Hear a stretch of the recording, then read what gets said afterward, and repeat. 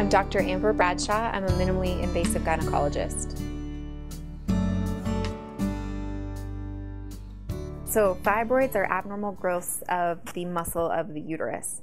And typically these start usually in the third decade of life, so in their 30s, and then they continue to grow until menopause. And in menopause, the hormones are basically stop and the fibroids stop growing in most women.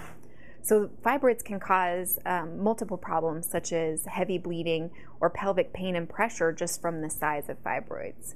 And things that we do to treat fibroids include medications. A lot of the bleeding symptoms can be controlled with a birth control pill, or we can do surgery for fibroids. And that can include a myomectomy, which is just taking out the actual fibroid.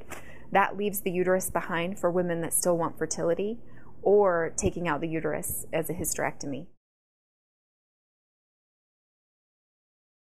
Typically, they're benign tumors of the muscle of the uterus. Every once in a while, you could run into one that's cancerous, but by and large, they're benign tumors. Anytime I take anything out of a patient, I send it to pathology. It's just the best way to know that nothing's cancerous and that everything's fine. Not that we know of. We really don't know why some women get it and some women don't. We don't know if there's any genetic component. We don't know a lot about why.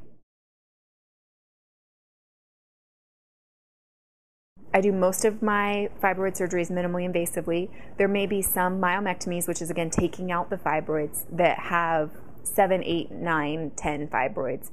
Then it might be more beneficial to do a small open incision, usually about that big, and remove those by hand rather than using a minimally invasive technique because of the time involved. If I did it with the robot, it may take 4 or 5 hours, whereas if I just made a small incision, it would be less time. And so patients still do well and can still go home the same day, but there is a bigger incision. To just removing the fibroids, usually the recovery is about a week. It really depends on how extensive the surgery is. Some people have 1 fibroid, some people have 5 or 6. And so it really depends on that, but people get back to work usually within a week.